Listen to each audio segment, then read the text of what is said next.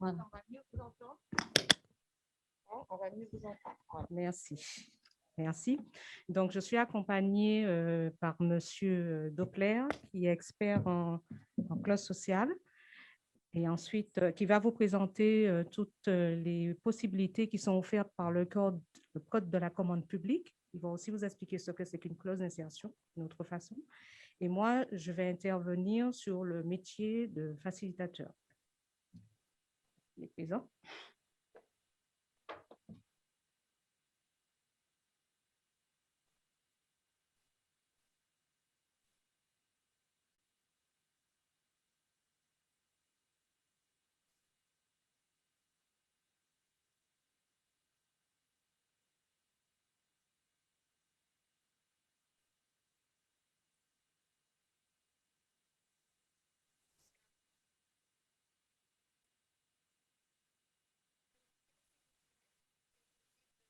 Bonjour. Bonjour, je ne sais pas si vous m'entendez.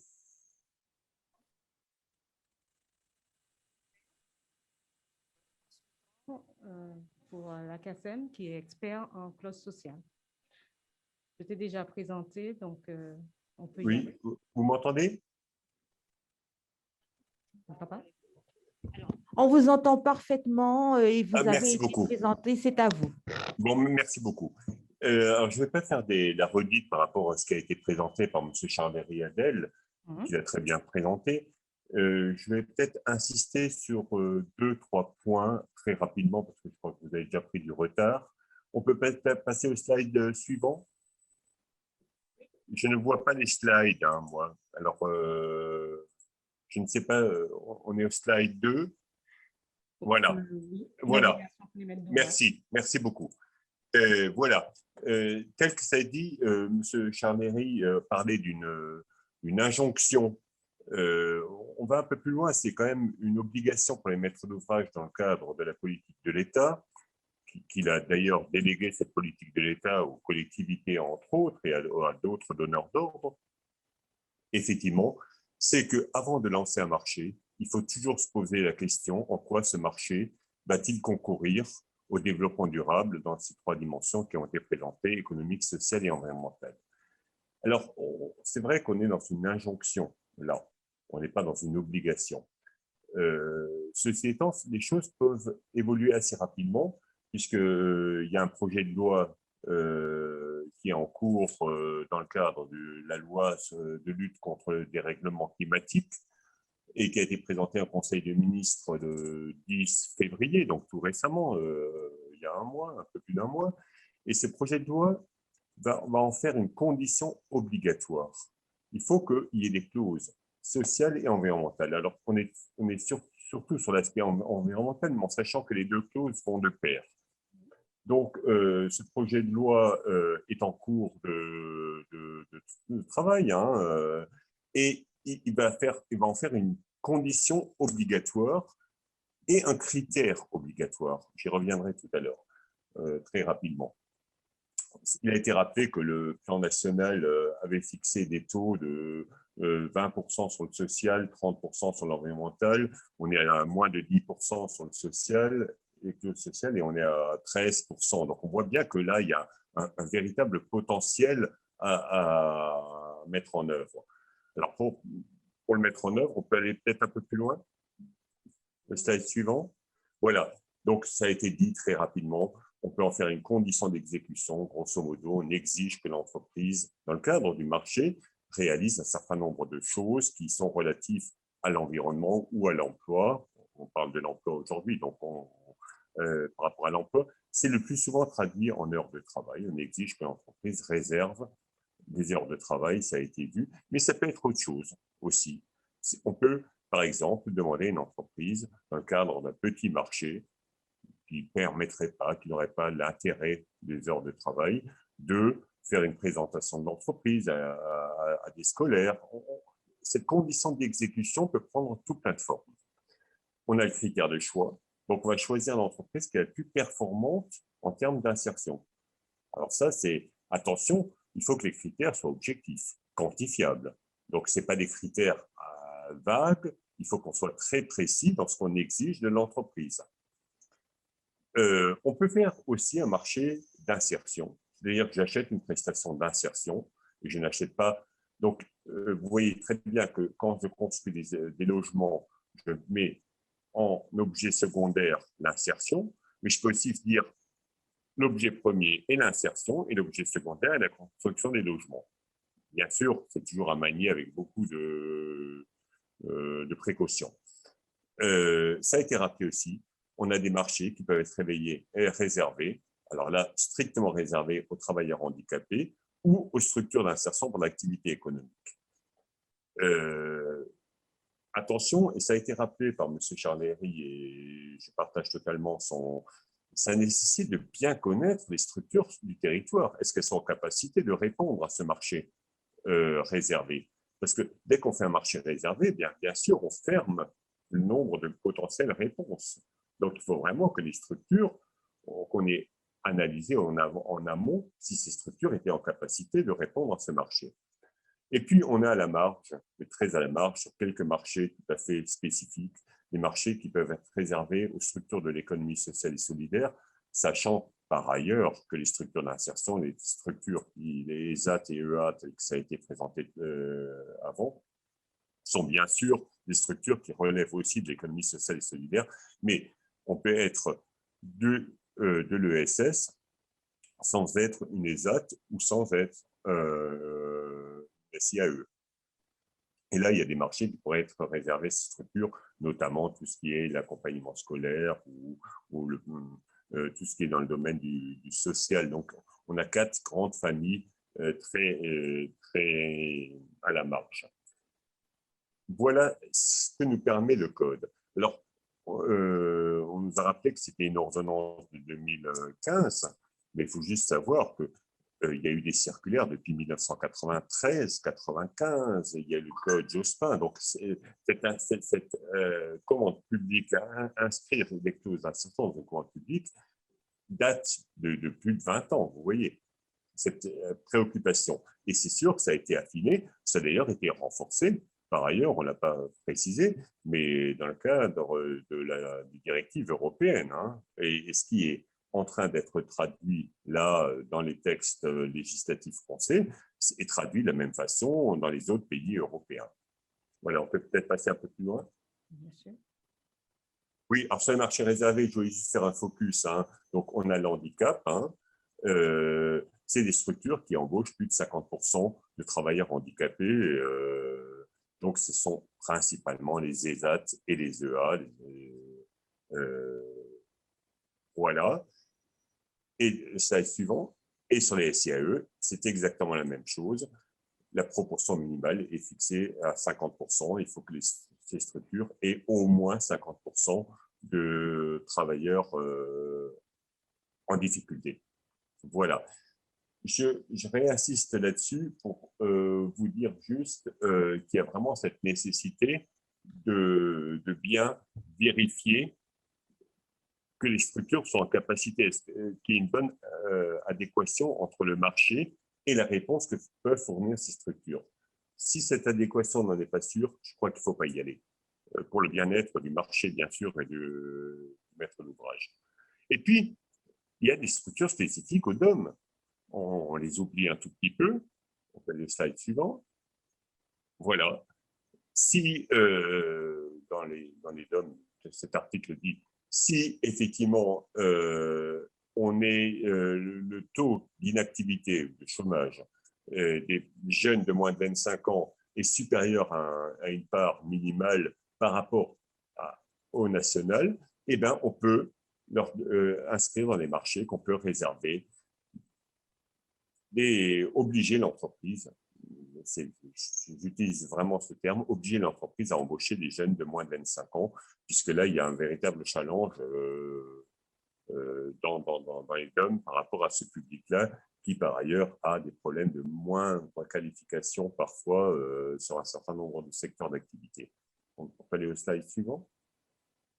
Et voilà, donc si le taux d'inactivité des jeunes de moins de 25 ans est 1,5 fois supérieur au niveau national, ce qui est le cas à la Martinique, ce qui est le cas à la Guadeloupe, ce qui est le cas à Mayotte, ce qui est le cas à la Réunion, eh ben, on peut exiger que 30% des heures de travail qui ont été mises en œuvre dans le cadre des marchés soient réservées à des jeunes de moins de 25 ans. Alors, ce n'est pas une clause sociale parce que le jeune de moins de 25 ans n'est pas nécessairement en difficulté. Mais il peut être diplômé, voilà. Mais on axe, on privilégie l'emploi des jeunes de moins de 25 ans. Voilà. On peut. Alors, la question du localisme se pose toujours, et on sait que la directive européenne a refusé de pouvoir avantager les structures locales. Ceci étant, il y a quelques points quand même sur lesquels on peut jouer jusqu'à un certain seuil. On peut évidemment passer des marchés sans procédure particulière, en faisant toujours attention, bien sûr, de ne pas toujours passer les marchés aux mêmes entreprises, mais voilà. Donc ça, c'est une possibilité. Et puis les clauses d'insertion, dans la mesure où, rappelez-vous, dans la mesure où on met des critères particuliers ou des conditions particulières, peuvent forcément favoriser plus facilement une entreprise locale qu'une autre. Si on exige qu'il y ait des heures de formation, au même titre que les heures de travail, ce sont des exigences qui sont tout à fait possibles, et bien là, il est évident que l'entreprise qui est locale, qui connaît ces organismes de formation, qui est inscrit dans le territoire, aura un peu plus d'aisance à y répondre. On peut jouer sur les mêmes arguments avec les clauses environnementales. On va aller un peu plus loin. Voilà. Alors, en 2 mots, et avant de laisser parler plutôt du local et donner la parole à Patrice, je crois que l'intérêt, il ne s'agit pas d'exiger des choses à l'entreprise qu'elle n'est pas en capacité de faire. Il y a là un partenaire qui s'appelle le facilitateur, qui peut aider de passer de la contrainte, parce que c'est une contrainte, hein, les clauses sociales ou environnementales, c'est des exigences en plus, essayer de les faire passer dans l'opportunité pour l'entreprise. Et ça, c'est vraiment le rôle du facilitateur. Et il faut toujours qu'il ait une bonne vision, et vous l'avez rappelé, M. Charléry-Adel, tout à l'heure, il faut qu'il ait une bonne connaissance du territoire, bien sûr de l'insertion, mais aussi du public. Quel public existe sur ce territoire, lesquels il faut aider? Et c'est là qu'on va privilégier telle clause ou telle clause par rapport à l'environnement. Et donc, il faut qu'ils soient en lien avec les missions locales, avec Pôle emploi et d'autres partenaires associatifs qui travaillent dans les quartiers, qui connaissent le public. Et là, on verra quel outil je vais utiliser, parce que les clauses sociales, c'est une caisse à outils. Je peux faire de la condition d'exécution, je peux faire du critère, je peux faire du marché réservé, je peux faire du marché d'insertion, en fonction de ce qu'on veut aboutir par rapport au public ou par rapport au projet. Et c'est ça qui est vraiment important. Et je vais laisser la parole à Patrice qui nous racontera ce qu'elle fait quotidiennement sur le territoire. Merci. Merci Jean-Louis. Alors, le métier de facilitateur. Alors, qu'est-ce que c'est un facilitateur? Je peux avoir le slide.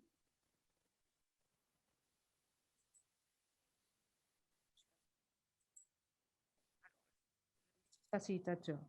Déjà, le facilitateur intervient à 3 niveaux. Donc, il intervient au niveau des maîtres d'ouvrage, des acheteurs publics, il intervient au niveau des entreprises et au niveau de la mobilisation du public. Alors, le facilitateur est chargé de l'intégration des clauses dans les marchés publics.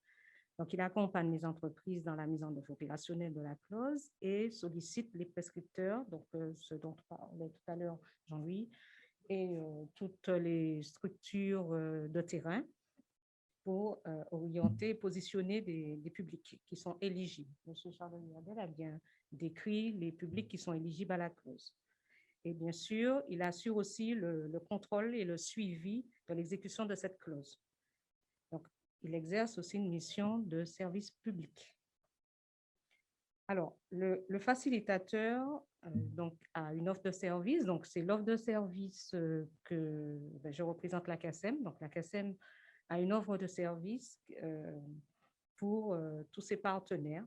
Il faut savoir que non seulement la CACEM introduit des clauses d'insertion dans ses propres marchés, mais aussi elle a aussi des conventions de collaboration avec plusieurs partenaires acheteurs publics, donneurs d'ordre. On en reviendra plus tard. Donc, au niveau du maître d'ouvrage, je vais dire moi, souvent, je suis facilitatrice. Alors, on repère aussi je repère les marchés et j'identifie les opérations qui peuvent apporter, qui peuvent intégrer de la clause d'insertion.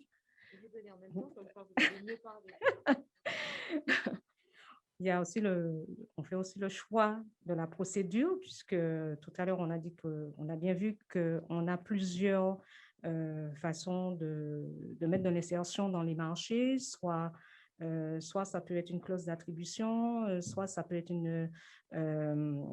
comment dire, ce sont des critères. Donc, vous voyez, c'est en fonction du marché qu'on choisit vraiment la procédure qu'on va mettre en place. Il y a aussi l'assistance et puis à l'analyse et à la rédaction du dossier d'appel d'offres. Comme je vous disais tout à l'heure, le suivi, l'évaluation de cette démarche.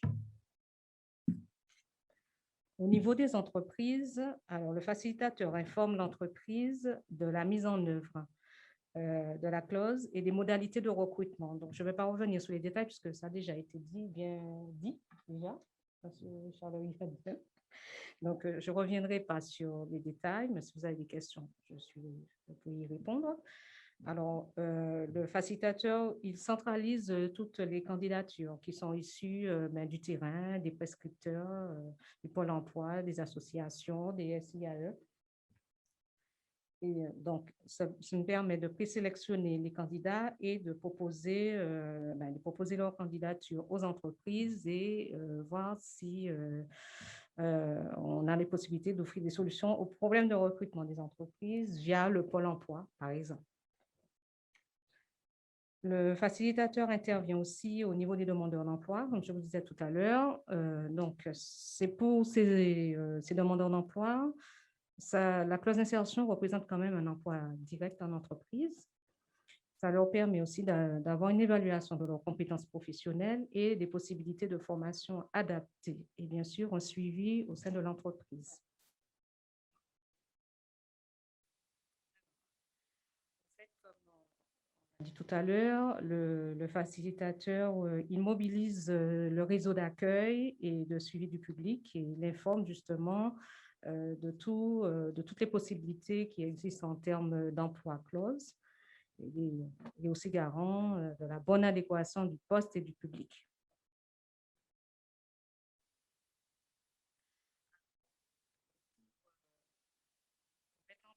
Pour assurer le suivi de cette clause, nous avons un logiciel qui est totalement conçu pour les facilitateurs et qui permet de faire un suivi rigoureux et une restitution à l'ensemble des partenaires. Alors, là, je vous ai donné juste un petit exemple des quelques maîtres d'ouvrage qui sont partenaires avec nous, enfin, qui ont travaillé avec nous. Donc, alors vous voyez, il y a la préfecture, la CIMAR, par exemple. Il y a des anciens, bien sûr, parce que ça date déjà depuis quelques années que nous mettons en place ces actions-là. Donc, c'était fait exprès de laisser pour vous dire que voilà, qu'on a commencé petit, mais au fur et à mesure, les choses commencent à se mettre en place et on va encore s'améliorer de plus en plus. Donc, voilà, il y a quelques maîtres d'ouvrage qui ont travaillé avec nous. Et puis, j'ai aussi mis quelques exemples d'opérations qui ont été closées. Donc, ce n'est pas exhaustif, c'est juste pour vous donner une idée de ce que nous avons eu l'occasion de mettre en place. Voilà, merci pour votre écoute.